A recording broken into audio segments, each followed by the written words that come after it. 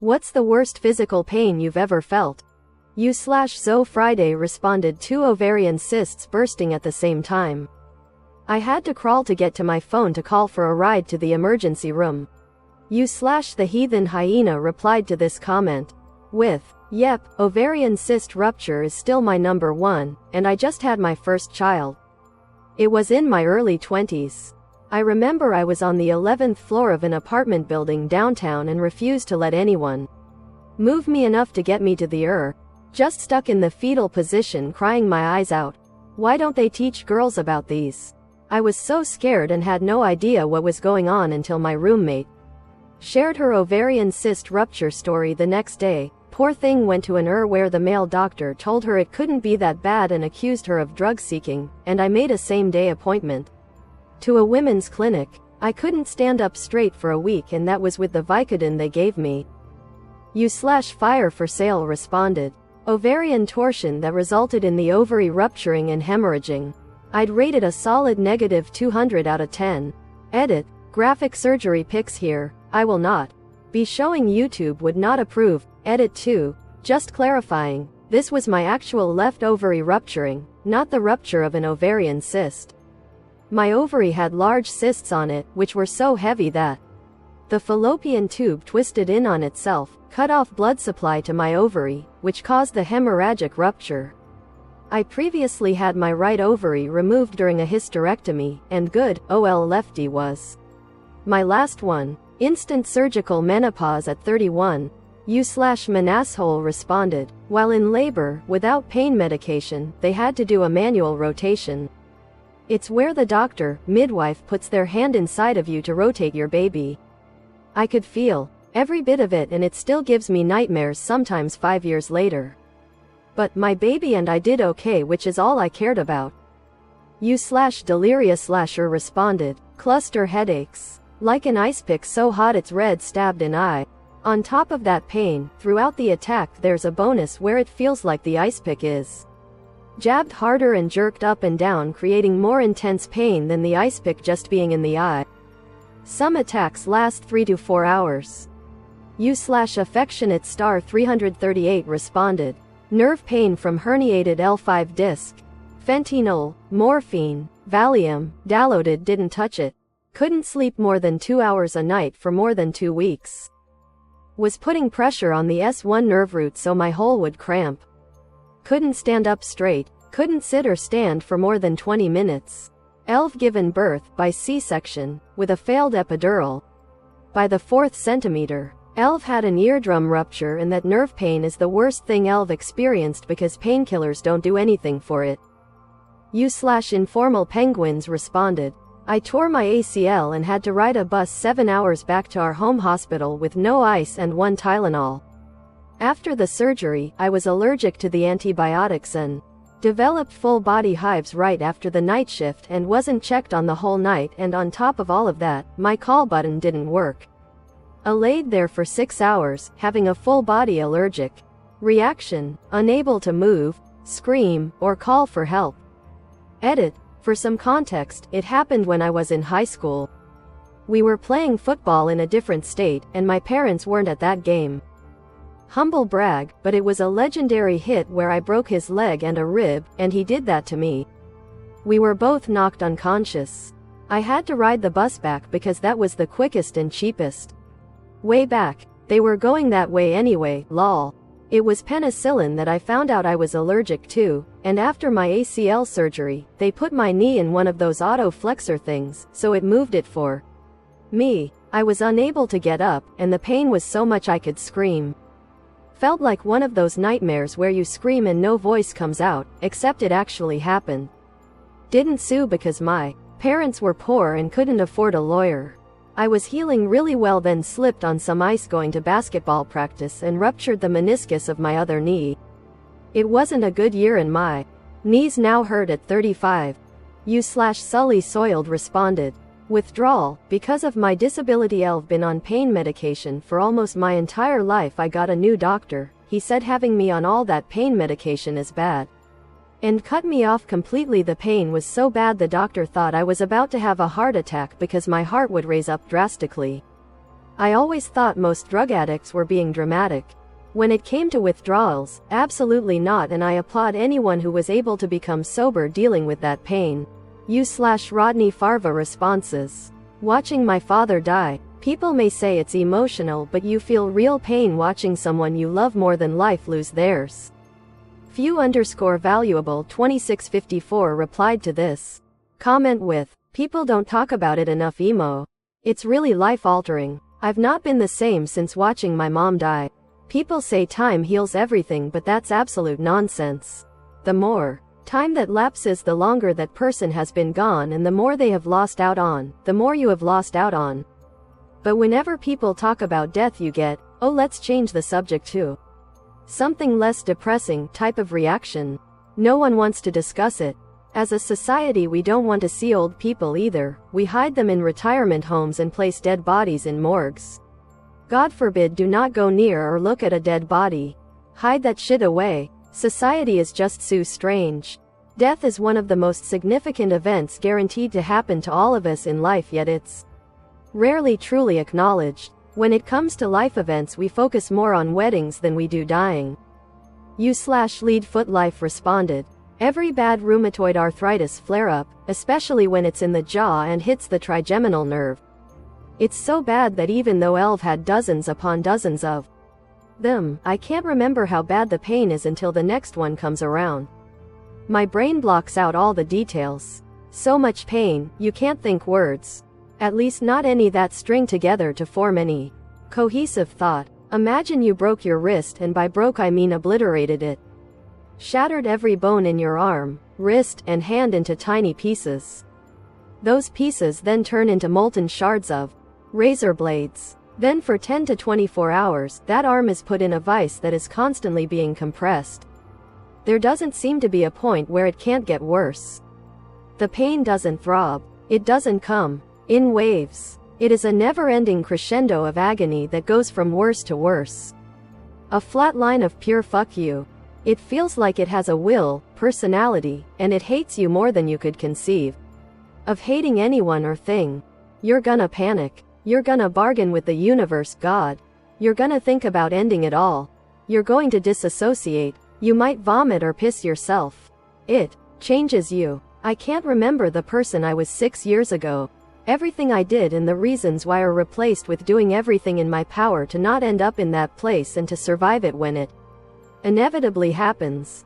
KJ439 responded. Tore my asshole redditing at work 23 replied to this comment with, oh boy, one of these almost made me kill myself. I was in the military in my early 20s at the time. Got constipated and forced it out anyway. Developed a bad hemorrhoid, which eventually led to an anal fissure. Once that thing got up and running, the pain was unimaginable. It is like a solid constant 8.5 on the pain index for 6 to 8 hours after every single bowel movement. It would heal a tiny bit, and then I'd have another bowel movement, and it would tear even more. Pain started as a 5 to 6 and progressed to 8+ within about 2 months. Since I was in the military, they wanted to try 100 different things before actually giving me surgery to correct it. I lived with horrifying daily debilitating pain for almost 18 months. Got a lot of days off towards the end, though. Sync Lloyd responded. Not lying when I say this, the worst pain I ever felt stemmed from a bicycle accident, but it wasn't from the leg I broke in said accident. Rather, it was from a massive bowel movement that I had 7 to 10 days later. You see, as if often the case with a broken leg, I was laid out in bed for days on end. There was very little gravity assist in my digestion, and this led to constipation. I took charcoal tablets and stool softener in hopes that, when the time finally arrived, the inevitable trip to the bathroom would go easily. It did not. Instead, it was like every calorie I had ingested for the previous week had piled up and condensed down into a large, dense mass that hurt so much coming out that I wanted to scream. But I could not. I was in so much pain that I literally could not scream. It was intense, white-hot pain. The kind of pain that wipes your mind of thought and leaves you gasping for breath when it's over. The kind of pain where you Sit in shock for minutes afterwards, processing what you just experienced. And before you ask, yes, it stopped up the toilet when I tried to flush it. It was not a good day. You/cool clucks kids responded. I took the fattest shit on earth at the time out of all 8 billion people on earth, around 8:50 p.m. Est. The 17th of January 2019. I was naked, hands on each wall sweating. My family was on the other side of the door, worried, scared even, while I was screaming and squirming around in unbelievable pain.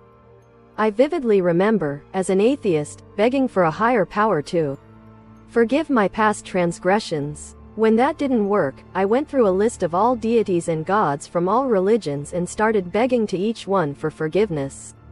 As soon as I got to Oranos, it happened. To this day, I don't know for sure if I'm still on that toilet or I actually made it out alive, whatever happened. I'm grateful that I am no longer in pain. You/just a little nap responded. Childbirth. Well, specifically the physiological process of transition, when the baby is preparing to pass through your pelvis into the birth canal. During my first labor I was doing so well and managing my contractions, and honestly for one moment I thought, gee, this isn't so bad, and then it felt like baby boy had a shank smuggled in there with him that he was using to carve his way out of my butthole. I instinctively screamed hot knife, and the whole birth team in the room suddenly got into ready mode. They knew from enough experience that a baby was about to drop. Then for my second labor, same thing, and my husband and I were prepared for it, and it became our code word for when I knew he was about to come out. Second labor was precipitously fast, and the nurses didn't think I was fully dilated, and he had to run to the nurse station and tell them, she said hot knife and she means it. He was born within the next 10 minutes. I've had gallstones and blocked bile ducts, kidney stones, I had an abscess drained on my frickin' vagina without a numbing agent, IUDs inserted and removed, broken bones, etc. None of that shit compares to hot knife. You/LazyLllama13 responded. I did cross country in high school for 2 years. One night, I woke up to a sudden pain in my left leg. I grabbed it to feel what was wrong, to find I had a golf ball size lump on the side of my calf. When I touched it, I felt the bundle of muscle twitch, and pain shot throughout my leg. I started to cry quietly to myself. In that moment, I considered on yelling for my mom to help me, and I was terrified, thinking I was going to lose a leg. The agonizing moment that felt like forever eventually subsided. Later on I learned that this was a Charlie horse, a common thing amongst athletes. I had another one later on, but it was less intense. You/technological_elite responded. Cluster headache. Felt like knives slowly but surely were moving in my brain. I was just 12, and this was on April 1, 2019, where it also happened to be Easter Sunday. I walked into my mother's room at like 4 in the morning. I ended up taking a pain med laying down in her bed, only for it to get worse. I was screaming uncontrollably, shaking in pain. I ended up having to take a much stronger one, and after like 2 hours, I finally started to get relief, and I fucking passed out, completely unconscious. Somehow woke up just an hour later, luckily. Better. My mom was almost certain I was going to the ER since it was lasting for so long. Months of fighting for an MRI scan of my brain and C-spine. Turns out I have one of the worst cases of Chiari. One malformation my doctor has ever seen in a child. Unfortunately, this has left me in severe chronic pain within the past few years, and even more so within recent months. You/Zetchasate responded. I had a ganglion cyst on a tendon in my wrist. One way to get rid of those is sometimes to use a needle and suck the fluid out of the cyst. Went to my hand surgeon and was his last patient of the day. He prepped everything and I was sitting with my hand ready on the table when his assistant walked in and said, we don't have any local anesthesia. Doc asked if they have numbing cream. No, just cold spray. Doc asked me if I wanted to reschedule or give it a try without numbing. Well, I had already paid my specialist copay, thanks US healthcare.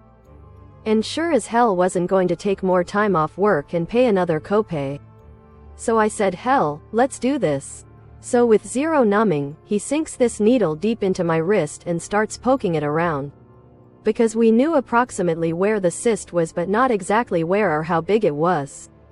After some jabbing around my muscles and tendon and joint, he tries to suck some fluid out but nothing ends up in the syringe, so he pulls it out. Then he asks for another needle. Assistant says they don't have more of the smallest ones, just the next size up. Doc says alright, fine, then goes back into my wrist with a bigger needle and does more poking and prodding around. He never sucked up any fluid, but eventually the cyst went away, so I guess one of his jabs pierced it. The assistant looked shocked that I just did all of that and didn't complain, no tears. Doc cleans up some blood and bandages my wrist. I leave and sit in my car for the Allison, who dat responded, nearly dying from septic shock 2 years ago. Apparently if you allow a bacteria from your GL tract to travel to your hip joint, become an infected blood clot, and spread throughout one's bloodstream, the infection is strong enough to eat away at your hip joint, poison your bloodstream body, requiring massive antibiotics and pain meds, morphine, fentanyl, Dilaudid, and ketamine, for 17 days, 4 of which was in the ICU. Once the septic blood clot was surgically removed, the real work began, relearning how to sit up, slide to the side of the bed, stand, walk, etc. None of this is easy to do when you're 60 years old and already have chronic pain due to back and nerve issues. God damn the hospital in Maryland that failed to diagnose me properly, causing me to fly across the country with the septic blood clot eating away at my health. I eventually had to have that hip replaced. While I was in the ICU, I saw my angels, and they told me, not yet. So I fought with what little strength I had to recover. I won, in spite of the odds. Usually when a patient is misdiagnosed and sepsis is allowed to cook in the patient's body for a while, it's fatal 60% of the time. Thank God for my husband advocating for me and for my faith, neither of which I would ever want to go without. Thank you so much for watching this far. Please excuse this AI voice I am saving to get a microphone. I hope you enjoyed the video all the same.